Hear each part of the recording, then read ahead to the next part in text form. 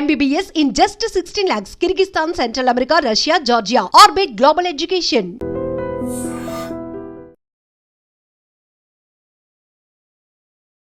నమస్కారం, welcome to I dream. ధర్మ మార్గం విత్ విజిత కార్యక్రమానికి స్వాగతం.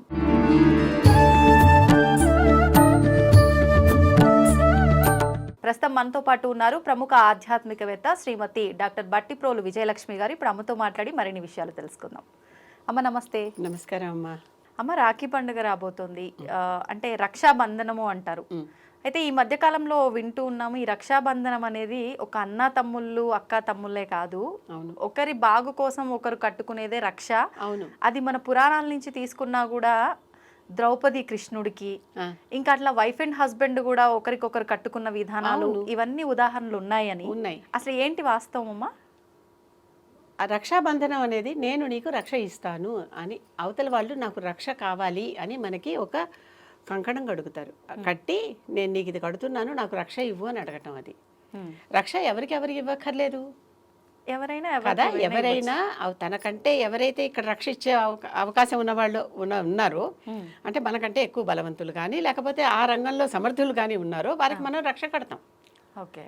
అంతేకాదు, ఇంట్లో కూడా మీరు పూజలు చేసుకునేప్పుడు కంకణం కట్టుకుంటాం. అంటే కొన్ని పూజలు కాదు, అన్ని పూజలకు కాదు, మామూలుగా నిత్య పూజలు కాదు, కొన్ని ప్రత్యేకమైన పూజలు చేసుకునేప్పుడు ఆ దేవత పేరు చెప్పుకుని రక్ష కట్టుకుంటున్నాం. ఈ రక్ష కట్టుకుంటే ఏంటంటే ఇక ఆ దేవత పూజలో ఎటువంటి విఘ్నాలు రావు, వచ్చినా మనం పాటించక్కర్లేదు అని అర్థం. ఎటువంటి వచ్చినా మనం పాటించక్కర్లేదు అని అర్థం. అలా ఇద్దరు మీరు గమనించి చూస్తే భార్యాభర్త ఒకళ్ళకొకళ్ళు కట్టుకుంటారు రక్షలు పూజలో కూర్చునేటప్పుడు. వీటిని రక్ష అంటున్నాం, కడుతున్నాం కనుక బంధనం అనే వెర్బు కలుస్తోంది. అవునా? కనుక రక్షాబంధనం అనేది అన్న చెల్లెళ్ళు అక్క తమ్ముళ్ళ మధ్యలోనే జరగాలనే భావం ఎప్పటి నుంచి వచ్చిందంటే మనకి అలెగ్జాండర్ వైఫ్ ప్రియురాలు ఆవిడ రుక్సానా అనే ఆవిడ వచ్చి పురుషోత్తముడు కట్టినప్పుడు నన్ను రక్షించు అని ఆవిడ కట్టింది, నా భర్తను రక్షించు అని కట్టింది. కనుక ఈయన ఆ మాటకి నిలబడి, ఒక వీక్నెస్ ఉంటుందమ్మా ప్రతిసారి ప్రతి చోట కూడా ఈ వీక్నెస్ దగ్గరే ఎక్కడో పడిపోతూ ఉంటాం. అందుకనే చేసేటప్పుడు జాగ్రత్తగా చూసుకొని చేయాలి. ఒక చిన్న ఉదాహరణ ఒకటి చెప్తా ఇక్కడ, పురాణాల్లో కథ ఇది కూడా. ఒక ఋషి తపస్సు చేసుకుంటూ ఉన్నాడు. తపస్సు చేసుకుంటూ ఉంటే ఒక జింక వేటగాడు తరుముతుంటే పారిపోయి వచ్చేసి లోపల దూరింది పనసాల్లో. ఆ రాజు వచ్చి అడిగాడు ఇతన్ని, ఇక్కడ జింక వచ్చిందా అన్నాడు. చూడలేదు అంటే అబద్ధం, అనృత దోషం. చూశాను అంటే అతను వెళ్ళి జింకను పట్టుకుని చంపుతాడు, అది హత్యాదోషం. అంతే కదా. కనుక ఏం చేయాలి? అప్పుడు ఆ ఋషి ఆలోచించి చూసింది చెప్పలేదు, చెప్పేది చూడలేదు అని చెప్పాడు. చెప్పే నోరు చూడలేదు, చూసే కన్ను చెప్పలేదు. చాలా లాజిక్గా అర్థమవుతుంది కదా ఎంత లౌక్యంగా ఉండాలో ఈ ప్రపంచంలో మనకి చెప్పేటటువంటి సమాధానం ఇది. అవునవును. కనుక అతనికి ఏ దోషం అంటలేదు. సరే, ఇతని వీక్నెస్ ఆయనకు అర్థమైంది రాజుకి.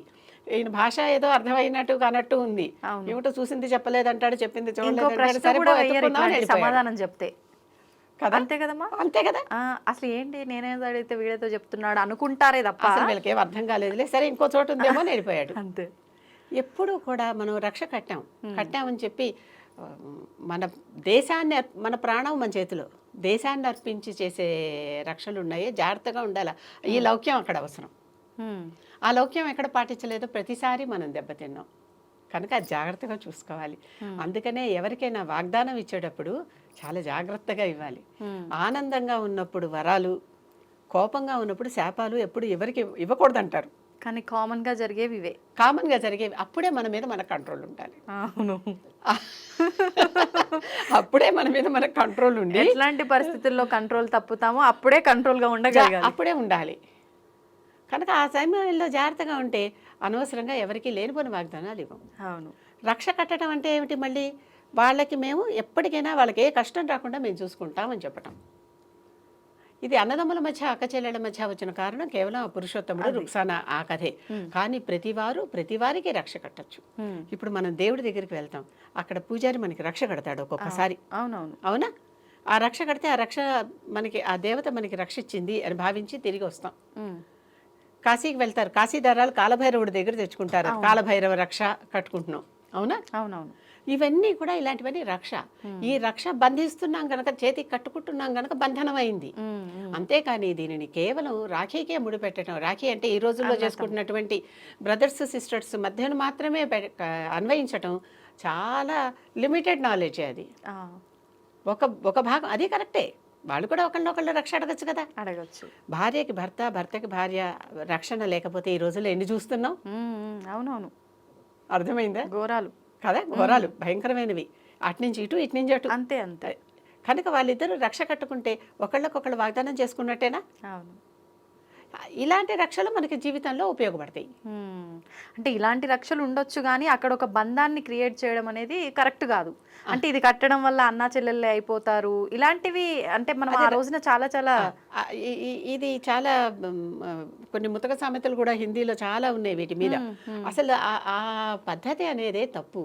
మనసులో మన భావం ఏంటప్పుడు, నాకు నువ్వు రక్ష ఇవ్వు, అంతే అంతే. అప్పుడు వాళ్ళు మనకి ఇన్ రిటర్న్ ఆశీర్వదించి నేను నీకు రక్ష ఇస్తాను, అంతే. ఈ కానుకలు ఇవ్వటాలే కూడా ఏమీ లేవు, మాట ఇవ్వటమే, ఆశీర్వదించి మాట ఇవ్వటమే, అంతే. ఇప్పుడు కొత్తగా ఇదొక వేలం వెర్రి, ఎంత ఇస్తున్నారు, వాళ్ళైతే నాకు ఎక్కువ డబ్బులు ఇస్తారు కనుక నేను వాళ్ళ దగ్గరికి వెళ్ళి రాఖీ కట్టించుకుంటాను, ఇలానే ఉన్నారు. ఇవన్నీ కమర్షియల్ అయిపోయినాయమ్మా. సంబంధాలు ఆర్థిక సంబంధాలు కాకూడదు. అవును. మానవ సంబంధాలు చక్కగా హృదయంగా మానవ సంబంధాలుగానే ఉండాలి. అంటే బంధాలు దృఢపడడానికి ఒక రకంగా ఇవి మొదలు పెడితే ఇవి కాస్త కమర్షియల్ అయిపోయాయి, మీరు అన్నట్టు కమర్షియల్ అయిపోయినాయి. కనుక రాఖీ కట్టడం అనేది కేవలం కాదు, మనం పూజ కూర్చుంటే ఆ పూజలో దేవత పేరు చెప్పి ఒకళ్ళకొకళ్ళు కంకణం కట్టుకుని కూర్చుంటున్నాం. కంకణబద్ధం అయ్యామంటే ఏంటి, ఎంత నేను నీ దేవత పూజలో ఉంటాను, అమ్మ నువ్వు నన్ను రక్షించు, నా మీదకి ఈ పూజలో ఏ విఘ్నాలు రాకుండా ఇక్కడి నుంచి నువ్వు కాపాడు. అవును. మరి అక్కడ కూడా చేస్తున్నాం కదా. ప్రతి చోట అమ్మవారి దగ్గర రకరకాల తోరాలు లాంటివి అమ్ముతూ ఉంటారు, ఏ గుళ్ళో అయినా. అవును. ఆ తోరాలు తీసుకొని వచ్చి ఆ తోరాలు చేతికి మనం కట్టుకుంటున్నాం ఆ దేవత పేరు మీద, అది రక్ష మనకి. నేను కామాఖ్య వెళ్ళినప్పుడు అక్కడ వాళ్ళు చాలా ఈ రక్ష దారాలు అమ్ముతున్నారు. ఇన్ని బండిల్స్ కొని ఆ కింద నీరు ఊరుతూ ఉంటుంది కామాఖ్య ప్రధాన గర్భాలయంలో, దాంట్లో ముంచి తీసుకొచ్చాను అవన్నీ. అంటే చాలా కిందకు ఉంటుంది, మనం వంగలేము. అక్కడ కింద ఒక పూజారి కూర్చుని ఉన్నారు, ఆయనకి ఇస్తే ఆయన దాన్ని తడిపి నాకు ఇచ్చారు. అవన్నీ తీసుకొస్తే మళ్ళీ ఎడిపోతాయి, తీసుకొచ్చి ఇంట్లో పెట్టాను. ఎవరికి రక్ష కావాలన్నా అది కడతా నేను. ఆవిడ రక్ష, నా రక్ష కాదు, ఆవిడది కదా తీసుకొచ్చాను, ఆవిడ రక్ష. ఇలా రక్ష కట్టుకోవటం అనేది మన పద్ధతిలో, మన శాస్త్రంలో, మన ఆచారాల్లో ఉన్నది. వాటిల్ని కొద్ది భాగం మాత్రమే, ఒక సెక్టార్లో మాత్రమే చూసేసి అదొక్కటే రక్ష అనుకోకూడదు. ఎన్నో, ఇంత మొత్తం ఇదంతా కూడా రక్షే. అవును. దేవత నుంచి రక్ష, ఒక మనిషికి ఒక మనిషి నుంచి రక్ష, భార్యకి భర్త నుంచి రక్ష, భర్తకి భార్య నుంచి రక్ష, అన్నకి చెల్లి నుంచి రక్ష, చెల్లికి అన్న నుంచి రక్ష. ఇది ఈ మ్యూచువల్ అండర్స్టాండింగ్ అనేదే రక్ష అనేది. ఇప్పుడు ఈ పండగమ్మ అంటే మీరు చెప్పిన విధానం చూసినా, ఇప్పుడు ఆచరించే విధానం చూసినా ఎవరైనా జరుపుకుంటారు.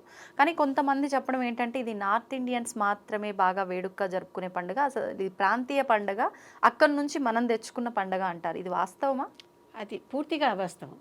ఇప్పుడు కొన్ని విషయాలు మన దగ్గర పూర్వకాలం నుంచే ఉన్నాయి అనేది మనకి కూడా తెలియని పరిస్థితి చాలా సార్లు.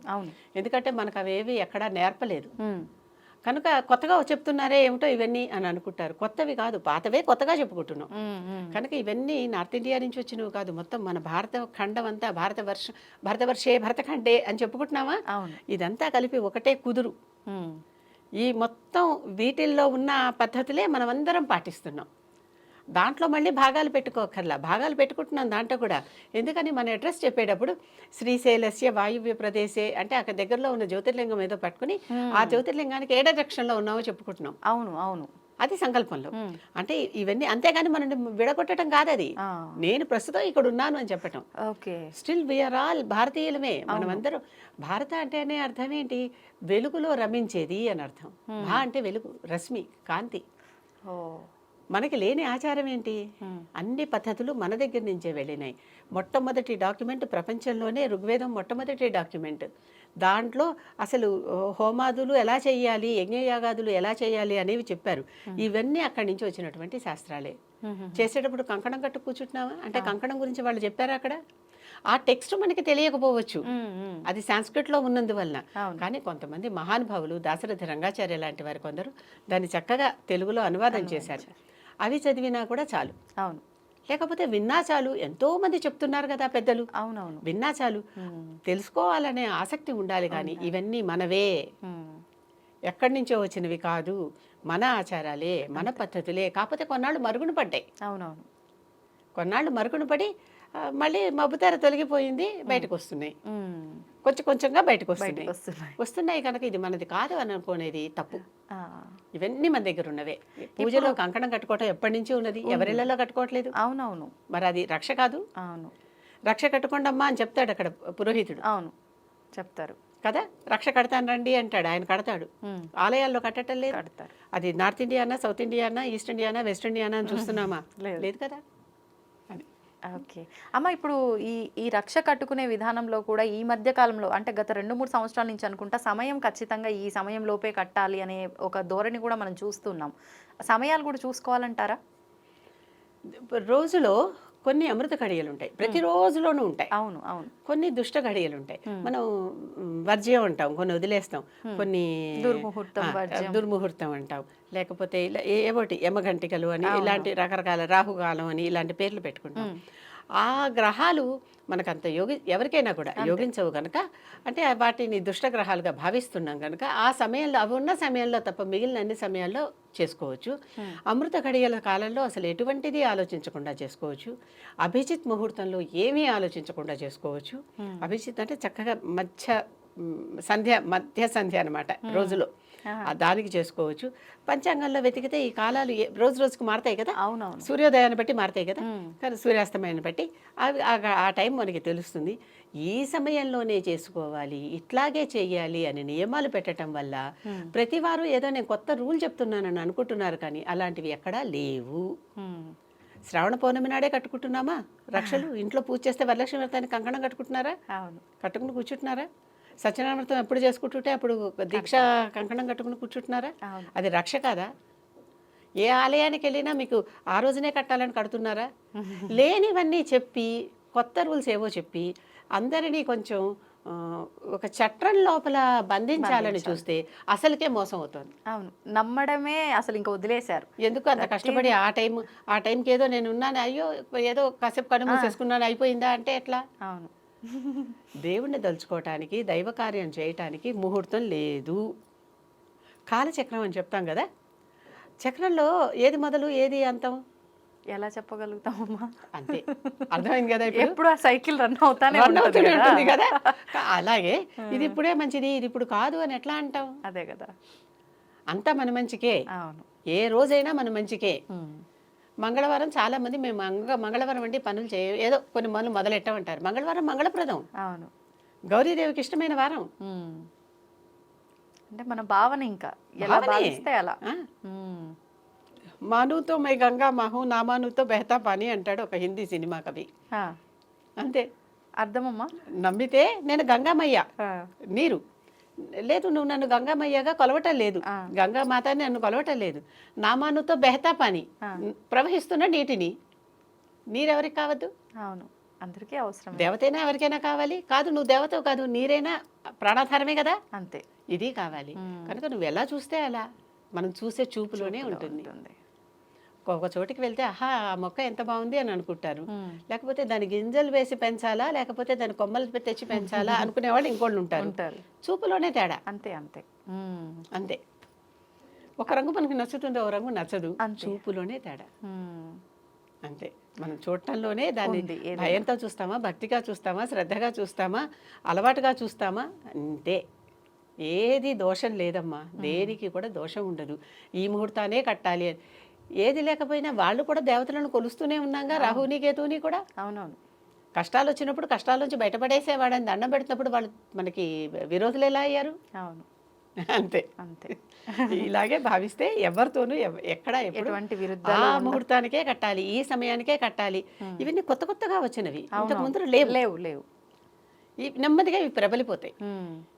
ఆపకపోతే అవును. ఇవి విపరీతం అయిపోతాయి. అంటే ఈ ముహూర్తానికి కట్టాలి అంటే ఇబ్బంది లేదు కానీ కట్టకపోతే ఏదో అయిపోతుంది అనే ధోరణిలో కూడా వెళ్ళిపోతున్నారు కదా, అప్పుడు వస్తుంది అసలే వివాహానికి మాత్రం ముహూర్తం ఉంటుంది. అంటే కొన్ని శుభకార్యాలకి, వివాహం, ఉపనయనం ఇలాంటి వాటికి తప్పనిసరిగా ఒక ముహూర్తం ఉంటుంది. ఎందుకంటే ఆ ముహూర్తంలో ఉంటే ఇద్దరు ఎప్పటికీ కలిసి ఉంటారు.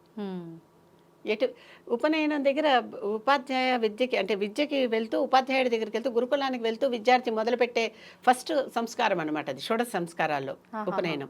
ఇది చేసుకుని వాళ్ళు గురుకులానికి వెళ్తారు కనుక విద్యాధ్యయనానికి వెళ్తున్నాడు కనుక ఒక మంచి ముహూర్తం ఉంటే బాగా విద్య వస్తుంది అక్కడ. అలాగా అంతే. కనుక కొన్నిటికి ఈ సందర్భంగా వాటికి ముహూర్తం అంటే అది కూడా ఒక్క క్షణం కాదమ్మా, కొంత టైము, ఒక స్పాన్. అంతేగాని ఆ ఒక్క క్షణమే కాదు, అది మాత్రం అందరూ గుర్తుపెట్టుకోవాలి. ముహూర్తం అంటే కొన్ని నిమిషాల ఉన్నటువంటి ఒక స్పాన్, టైం స్పాన్. అంతేగాని సరిగ్గా ఇంత కొట్టినప్పుడు ఇంతే అన్నట్లుగా కాదు. 12:43 అంటే 12:43 నిమిషాల 50 సెకండ్లు అంటే అలాగే కాదు. నిజమే, అలా ఆలోచించే వాళ్ళు కూడా ఉంటారు. అయ్యో ఇలా పలానా సమయం చెప్పిండ్రు, మరి ఎట్లా ఒక 2 నిమిషాలు ఆలస్యం అయింది అని చెప్పి మళ్ళీ దాని ముహూర్తం స్పాన్ లో చేయొచ్చు. లేకపోతే అక్కడే ఉన్న వాళ్ళు ఎవరో ఇంకొక మంచి ముహూర్తం అక్కడే పెట్టేస్తారు ఒకవేళ దాటితే, ఇబ్బందుల వల్ల, వివాహ సమయంలో ఏదైనా కూడా. అవును, ఓకే ఓకే, ఉంటారు కదా. అవునవును, పురోహితుడు ఉంటాడు కదా పూజ చేయిస్తూ. పురానికి హితం కూర్చేవాడే పురోహితుడు. అవును, కనుక మనకి హితం కూర్చేవాడే. కనుక మన హితం చూసి, అంటే మన మేలు చూసి, మన శ్రేయస్సు చూసి ఒక ముహూర్తం పెడతాడు. మొదట పెట్టింది కూడా ఎవరో పురోహితుడే కదా. అవునవును, అలాగా. సంతోషం అమ్మా, చాలా మంచి విషయాలు తెలియజేశారు. ధన్యవాదాలు. నమస్కారం. తవ్వుతూనే శివలింగం. సరే దాన్ని అట్లా కప్పేసేయండి, చూపించదండి. Krishna is there. మూర్తి పూజ కాదు, సాక్షాత్ బ్రజేంద్ర నందన భగవాన్ ఉన్నారు మూర్తిలో. ఏమీ ఆశించకుండా ఆరాధించే వాళ్ళు కూడా ఉన్నారా ప్రభుజీ? నిజమైన భక్తి అంటే మనకు తెలియదు కాబట్టి